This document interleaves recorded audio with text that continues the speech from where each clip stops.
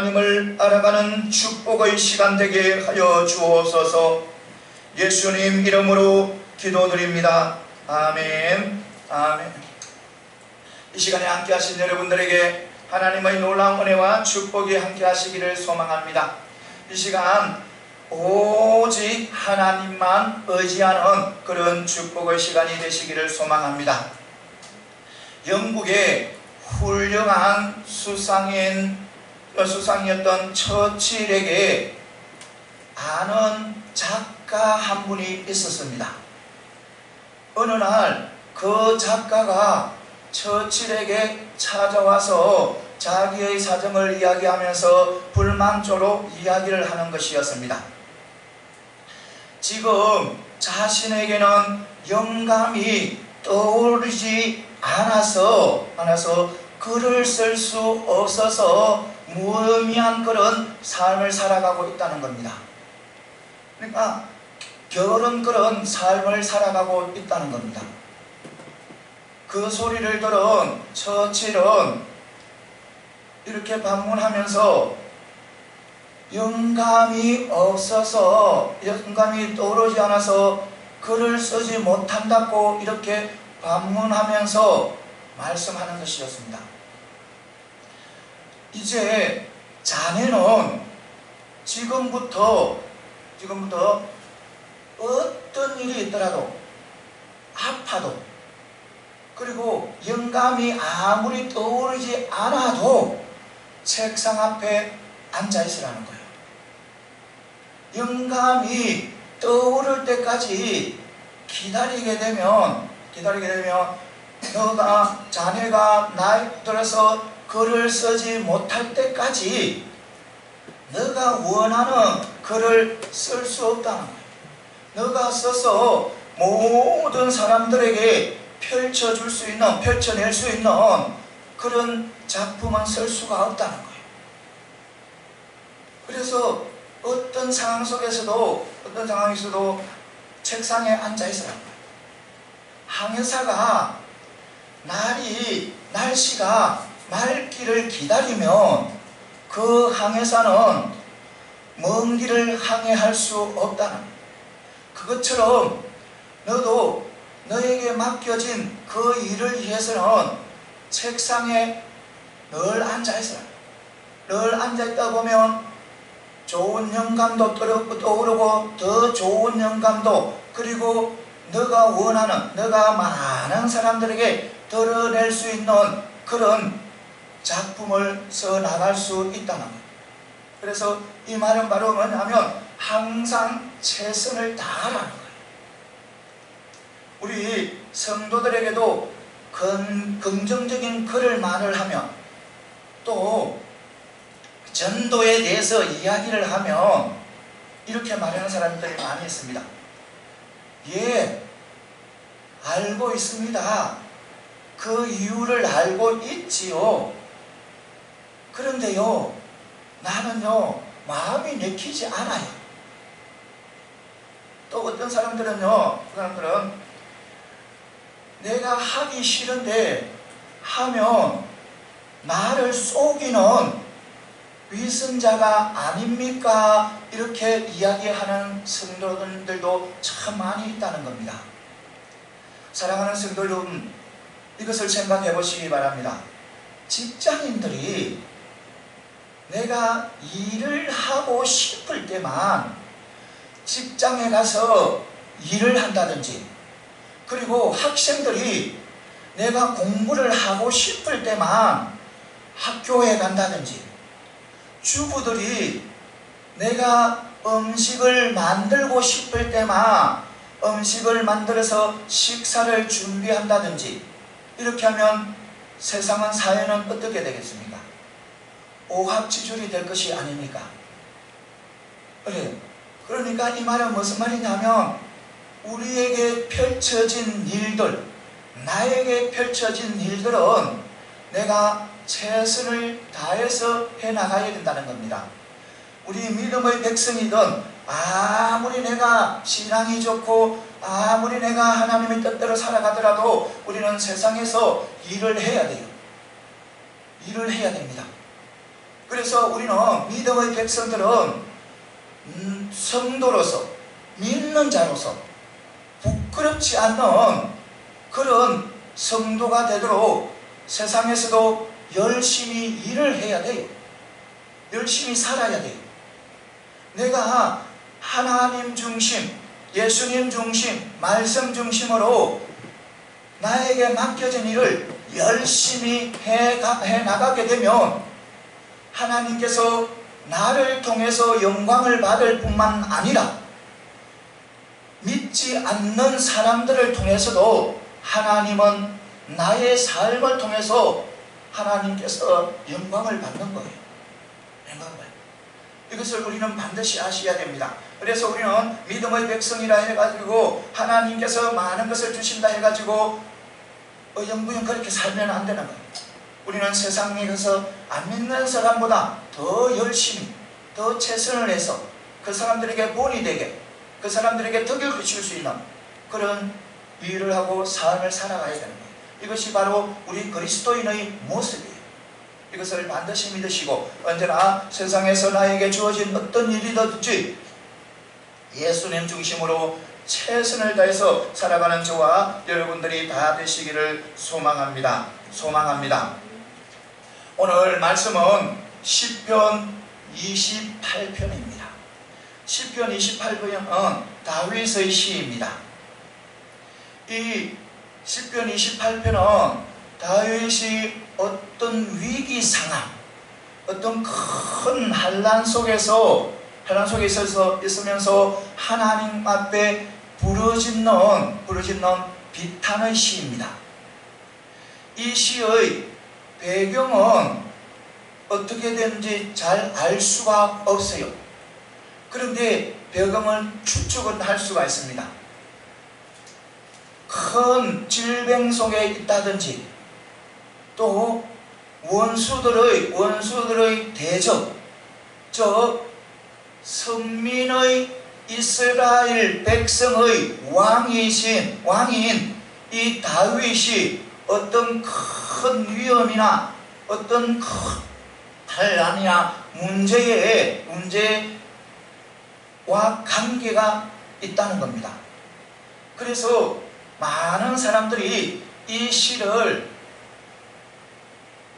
배경을 다윗의 마지막, 그러니까 후반부 삶에서 가장 큰 어려움을 겪었던 자신의 아들 압살롬의 반란 때, 자기 아들 압살롬이 예루살렘을 점령했을 때 자신은 그 예루살렘을 떠나서 피했을 때 그때 선시가 아닌가, 이렇게 많은 사람들이 추측하고 또 그렇게 주장을 합니다.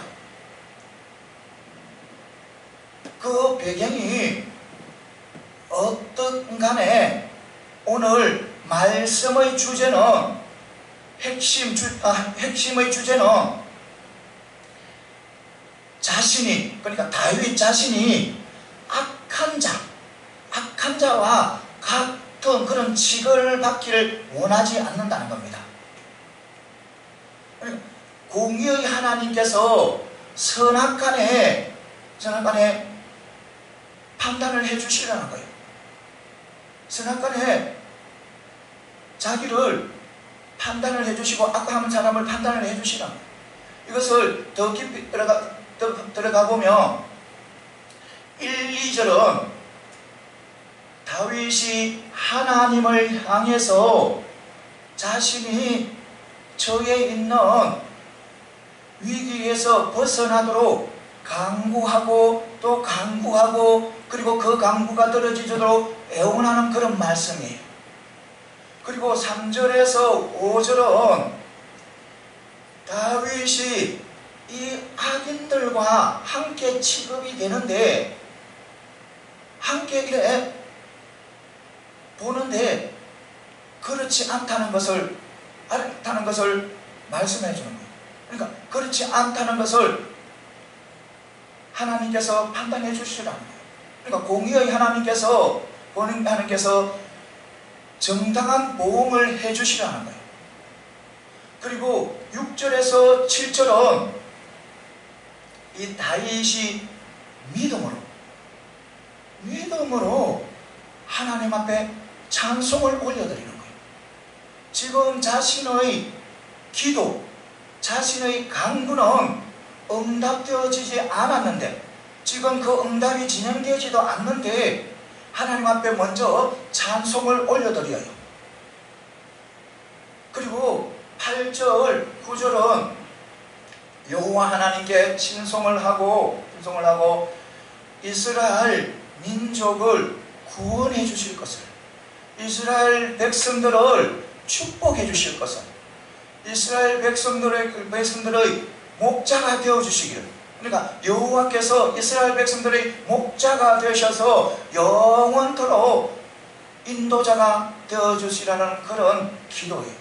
오늘 말씀이에요.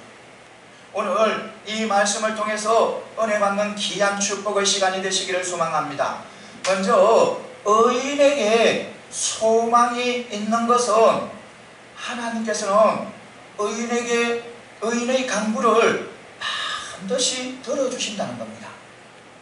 어떤 상황 속에서도 하나님께서는 의인의 간구를 들어주신다는 거예요.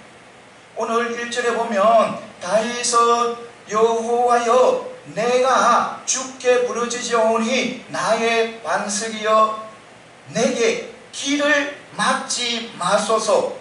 주께서 내게 잠잠하며 내가 무덤에 내려가는 자와 같을까 하나이다. 이렇게 하나님께 호소하고 있습니다. 오늘 이 1절을 보았을 때는 다윗이 자기의 위험 가운데 있고 또 어려운 문제 속에 있는데 하나님 앞에 간구를 했습니다. 부르짖었습니다. 그런데 하나님께서 그 응답을 지체하는 것이었습니다. 그러니까 응답이 없는 거예요. 그런 가운데도 이 다윗은 하나님 앞에 자기의 간구가 응답되어지도록 호소하고 있는 거예요. 여기에서 더욱더 알 것은 바로 뭐냐면 주께서 내게 잠잠하시면 내가 무덤으로 내려가는 자와 같을까 하나이다. 이 말씀이에요. 이 말씀을 통해서 더욱더 알 수 있는 것은 다윗의 애절한 간구, 자기의 기도를, 자기의 부르짖음을 응답해 주시라고 애절하게 호소하고 있는 거예요. 여기에서 무덤으로 내려가는 자, 이 무덤으로 내려간 자는 바로 죽은 자를 이야기하는 거예요. 소망이 없는 자, 낙심하는 자, 절망뿐인 자, 그런 자를 이야기하는 거예요. 여러분, 다윗이 누굽니까? 다윗은요, 오직 일생 동안 하나님만 의지했어요. 하나님 외에 다윗은 누구든지 무엇이든지 의지한 적이 없는 분이에요. 그는 하나님께 간구하고 기도하면서도 응답되지 않을까 싶어서 어떤 다른 조치를 취해본 적이 없는 사람이에요. 그러니까 그는 두 마음을 품어보지 못한 사람이에요. 오직 누구에게만? 하나님 앞에만 마음을 품고 나아간 자예요.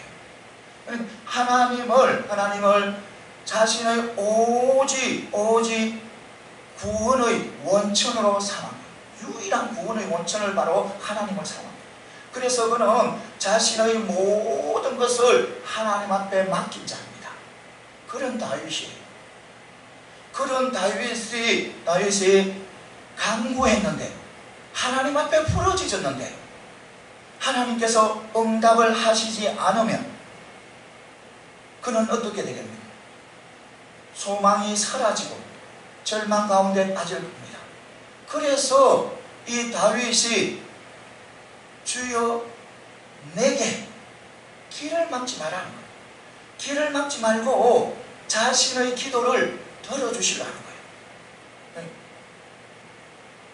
여러분, 오직 하나님만 의지하는 믿음의 백성에게, 그러니까 의인에게, 의인이 간구를 할 때 하나님이 응답을 해주시지 않으면 어떤 일이 발생하겠습니까? 그러니까 다윗처럼 어떻게 소망이 사라지게 되고 절망 가운데 빠질 수가 있는 거예요. 그러나 우리 하나님만 의지하는 의인에게는 꺾을 수 없는 그런 소망이 있다는 겁니다.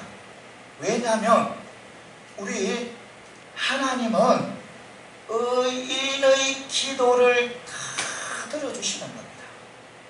물론 지체할 수도 있지만 반드시 의인의 기도는 하나님께서 들어주시는 거예요. 오늘 6절에 보면 다윗이 하나님 앞에 찬송을 올려드립니다. 그런데 그 찬송을 올려드리는 이유가 하나님께서 자기의 기도를 응답해 주셨다고 그 이유를 말하는 거예요. 그런데 여러분, 지금 응답되어지는 그런 상황이 아니에요. 지금 다윗의 기도에 하나님께서 응답하시는 그런 상황이 아닙니다. 그런데도 이 다윗은 하나님 앞에 찬송을 올려드립니다.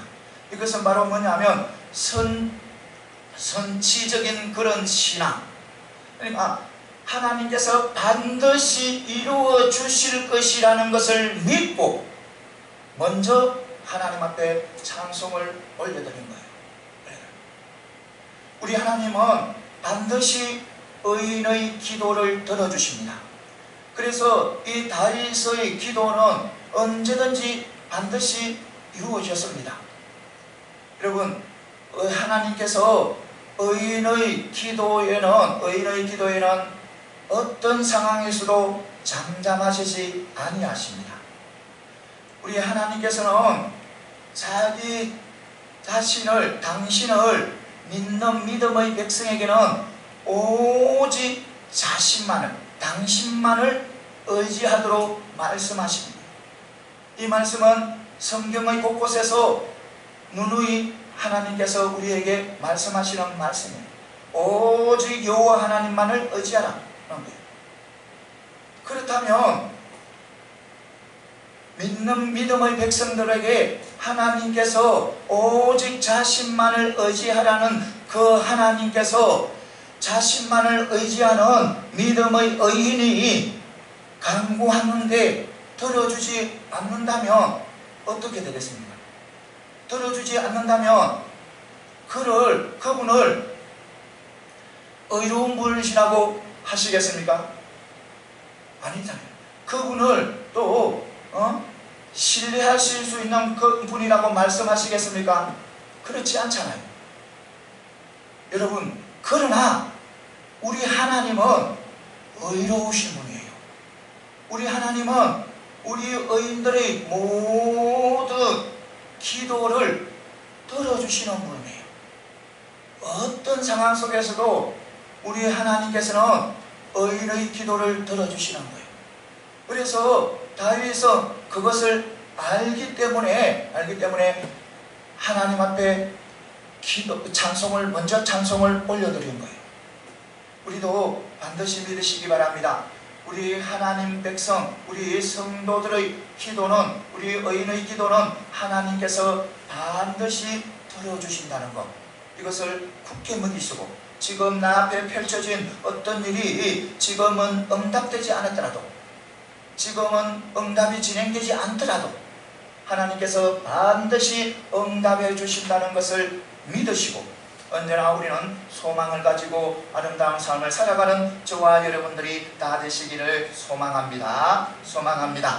다음에 또 뭐냐면, 성도는 환난 때에 환난을 바라보는 것이 아니고 환난보다 더 크신 하나님을 바라보아야 된다는 겁니다. 오늘 2절에 보면 내가 주의 지성소를 향하여 나의 손을 들고 주께 부르짖을 때 나의 간구하는 소리를 들으소서, 이렇게 말씀하고 있는 거예요. 여기에서 내가 지성소를 향해 손을 들고 죽게 부르짖나이다. 이 말씀은 우리에게 한 가지 추측을 하게 합니다. 이것은 뭐냐면 이 다윗이 지금 지성소와 상당히 떨어져 있다는 것을 암시해 주는 거예요. 그래서 이 구절을 통해서 많은 사람들이 이 시는 다윗의 아들 압살롬이 반란을 일으켰을 때 다윗이 피신해서 갔을 때 쓴 시라고 이렇게 주장하고 있는 사람들이 참 많이 있습니다. 이것이 사실은 사실이 아니든 간에 더 중요한 것은 바로 다윗이 지성소를 향해 두 손을 들었다는 겁니다. 자신의 손을 들었다는 겁니다. 그러니까 자신에게 위험이 있고 큰 환난이 있고 문제가 있는데도 포기하지 않고 낙심하지 않고 주저앉지 않고 믿음으로 하나님 앞에 기도하고 부르짖었다는 겁니다. 저 원수가 자기를 잡기 위해서 자기를 둘러싸고 자기를 공격할 그런 태세가 있어도 다윗은 하나님 앞에 기도를 한다는 겁니다. 이것은 바로 이 다윗의 모습, 이 다윗의 믿음, 이것도 지금 우리에게도 필요한 그런 믿음입니다. 그런 모습이에요. 우리 사람들은 자기 앞에 큰 환난이나 문제가 다가오면 그 환난이나 문제를 너무 크게 봐버립니다. 물론 내 앞에 있는 문제나 어떤 환난이 나의 힘으로 나의 능력으로 어찌하지 못할 그런 어떻게 해야 될지 모르는 그런 상황이 펼쳐질 수도 있습니다. 그런 상황에서 어떤 사람들은 그 문제에 억눌려서 그 문제의 힘에 억눌려서 실망하고 낙심하는 사람들도 물론 있습니다. 그리고 더 나아가서는 너무 크게 자신이 눌려버려서 자신의 모든 것을 포기해버리는 그런 사람들도 나타나기도 합니다. 그러나 사랑하는 성도 여러분, 우리 믿음의 백성들은 내 앞에 어떤 환난이나 어떤 문제가 내 앞에 펼쳐지도 그 문제 때문에, 그 환난 때문에 우리 믿음의 백성들은, 하나님의 백성들은 실망하거나 낙심해서는 아니 된다는 겁니다. 여러분, 우리 앞에 펼쳐지는 어떤 문제든 어떤 환난이든 아무리 그것이 크다 해도 하나님의 섭리 안에서 이루어지는 겁니다. 우리에게 일어난 어떤 일이든 하나님의 섭리 밖에서 이루어지는 일은 없다는 겁니다. 그러니까 모든 것이 하나님의 섭리 안에서 일어난다는 겁니다. 이 말은 무슨 말이냐면 어떤 환난이든 어떤 문제든 하나님보다는 크지 않다는 겁니다. 그러니까 다시 말해서 하나님께서 해결하지 못할, 풀지 못할 어떤 환난이나 문제는 없다는 겁니다. 그러니까 우리 하나님께서는 모든 것을 다 해결할 수 있다는 겁니다. 그래서 우리는 내 앞에 어떤 환난이나 문제를 만났을 때 그 문제의 크기만 바라보고 낙심하고 좌절하지 말고 그 문제보다, 그 환난보다 훨씬 크신 하나님을 주목해야 된다는 겁니다. 여러분, 우리 하나님께서 애굽에 놀라운 이적을 일으켜서 430년 동안 애굽에 노예로 있던 이스라엘 백성들을 출애굽을 시켜요. 그러니까 애굽의 노예에서 해방시켜서 애굽에서 나오게 합니다. 그런데 이스라엘 백성들이 애굽에서 나온 지 얼마 안 돼, 그러니까 출애굽을 한 지 얼마 안 되었는데 이 애굽의 왕 바로가 생각이 바뀌어버렸어요. 생각이 바뀌어서 이 이스라엘 백성들을 잡으러 나오는 거예요. 자기가 가장 자랑스럽게 여기는 마병들을 데리고 이스라엘 백성들을 추격해 오는 거예요. 그런데 문제는 또 이스라엘 백성들 앞에 이스라엘 백성들 자신이 스스로는 건널 수 없는 홍해가 가로막고 있는 거예요. 가로막. 그래서 이 이스라엘 백성들에게는 이 상황이 펼쳐지니까 얼마나 절망스럽겠습니까? 이 상황이 얼마나 절망스러운 그런 상황이 있겠습니까? 그래서 이 이스라엘 백성들은 자기들 앞에 펼쳐져 있는 이 건널 수 없는 홍해 때문에 모세에게 원망하고 불평을 해버립니다. 그런데 모세는요, 그 백성들, 자신에게 원망하고 불평하는 그 백성들에게 외칩니다. 가만히 서서 여호와께서 오늘날 너희를 위해서 행하시는 구원을 보라는 거예요. 구원을 보라! 구원을 보라고 이스라엘 백성들에게 외치는 거예요. 이 이스라엘 백성들은 자기들 앞에 놓여있는 그 홍해, 자기들을 추격해 오는 애굽의 군대, 병사들 때문에 그 힘에 눌려서 두려워서 그 문제보다, 홍해보다 더 크신 하나님, 애굽의 군대보다 더 크신 하나님, 그 하나님을 바라보지 못한 거예요. 그런데 모세는 달란 거예요. 모세는 그런 위기 속에서, 그런 환난 속에서 그 어떤 것보다 더 크신 하나님을 바라볼 수 있은 거예요.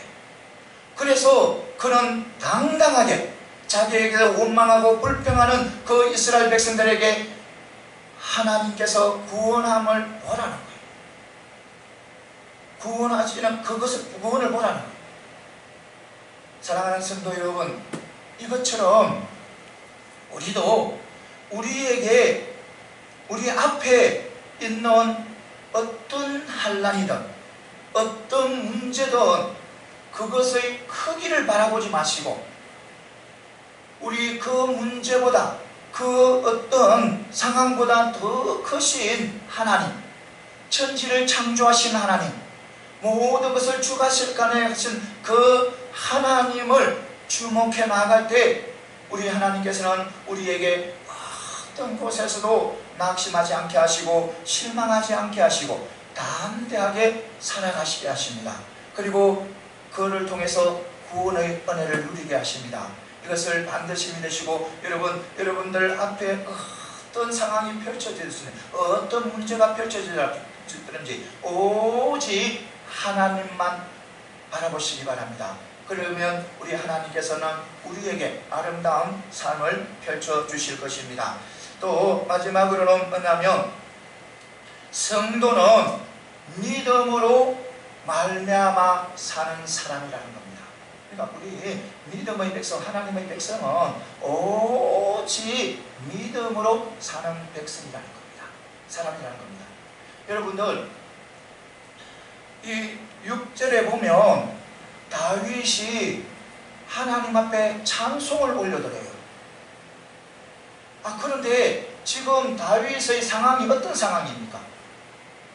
위험에 처해 있어요. 큰 환난 속에 있어요. 큰 문제 속에 있어요. 그런데 그런 상황 속에서 이 다윗이 하나님 앞에 찬송을 올려드려요.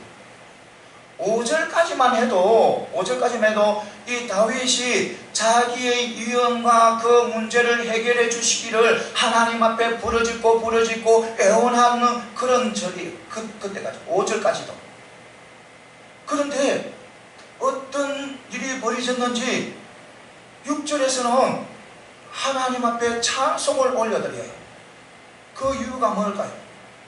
하나님께서 다윗의 상황을 완전히 낫게 했는가요? 아니라는 겁니다. 그러면 하나님께서 다윗의 그 울부짖음의 기도를 즉시 응답을 해주셨는가요? 아니라는 겁니다. 지금 다윗의 형편은 변하지 않은 거예요. 상황은 변하지 않은 거예요. 위험이 그대로 닥쳐 있는 거예요. 어려움은 그대로 닥쳐 있는 거예요. 그런 상황이 변하지 않는 그런 상황이에요. 성도 여러분, 그런 상황, 지금 다윗은 변하지 않는 그런 상황 속에서 어떻게 해서 갑자기 하나님 앞에 찬양을 할 수 있었는 겁니다. 그 이유가 뭐냐는 겁니다.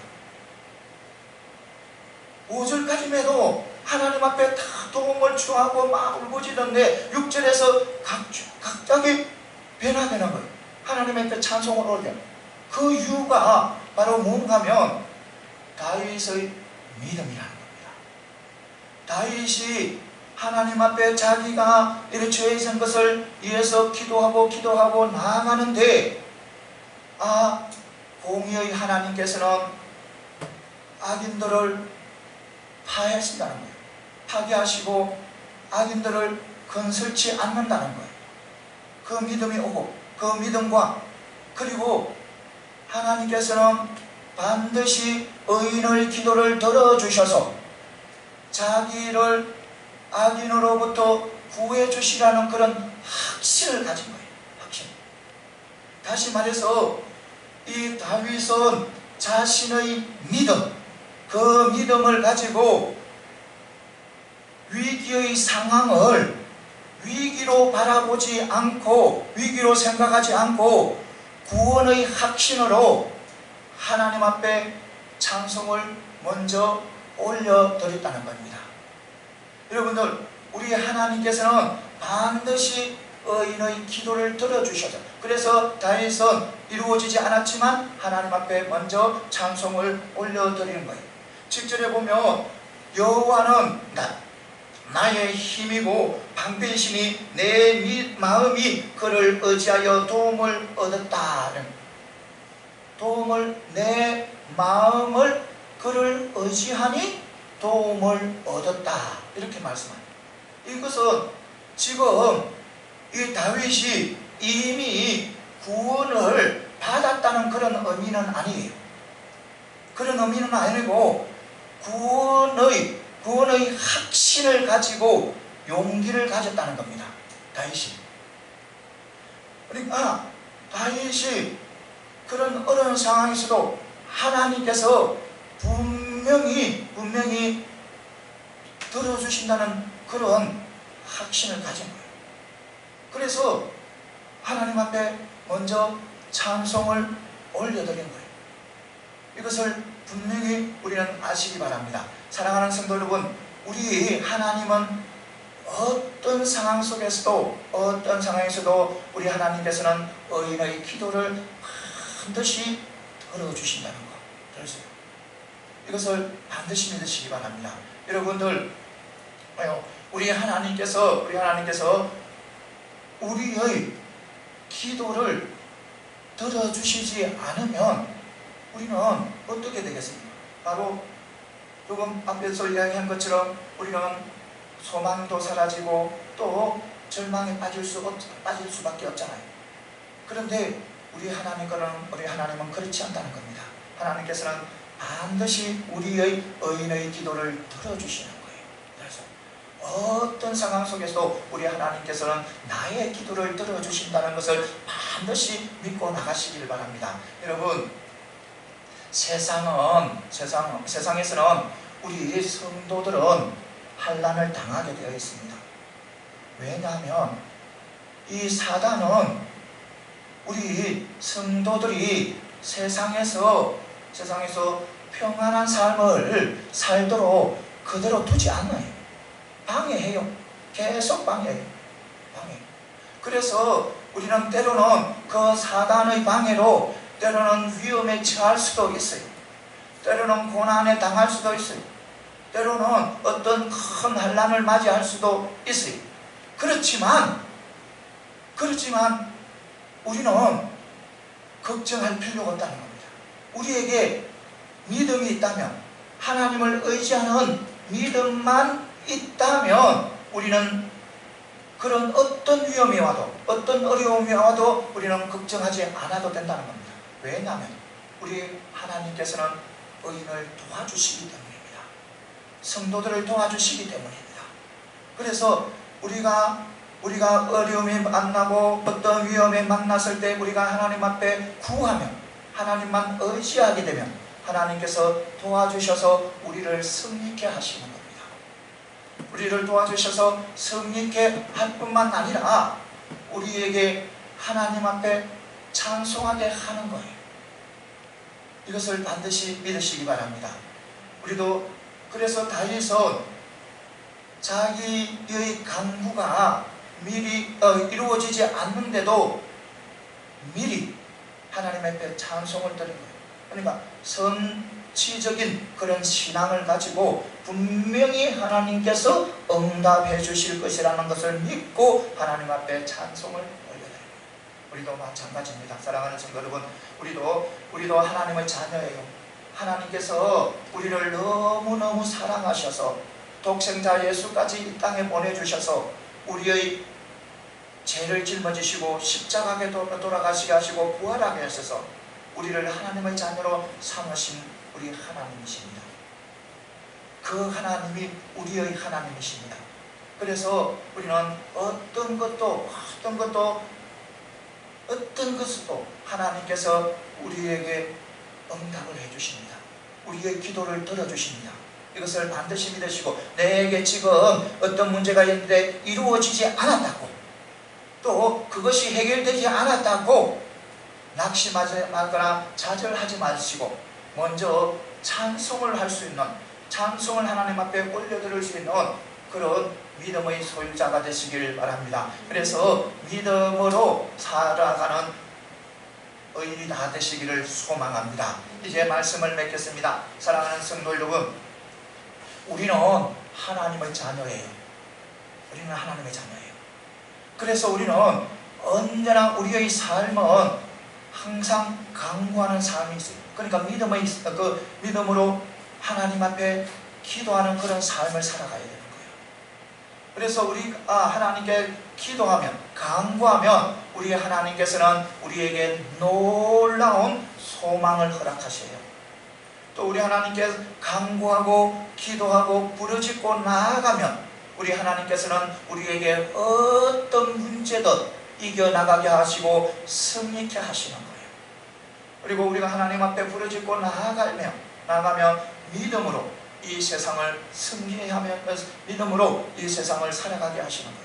이것을 반드시 믿으시고 이번 한 주간도 이제 또 시작이 됩니다. 사랑하는 성도들, 이번 한 주간도 어떤 무엇을 만나든지 하나님 앞에 부르짖음으로 통해서 소망을 가지시고 어떤 문제에도 낙심하지 마시고 믿음으로 승리하는 그런 한 주간이 되시기를 소망합니다.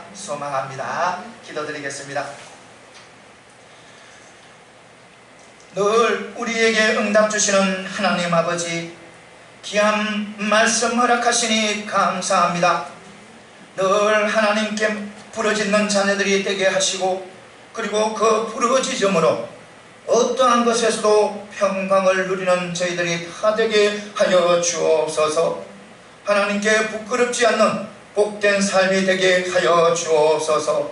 예수님 이름으로 기도드립니다. 아멘.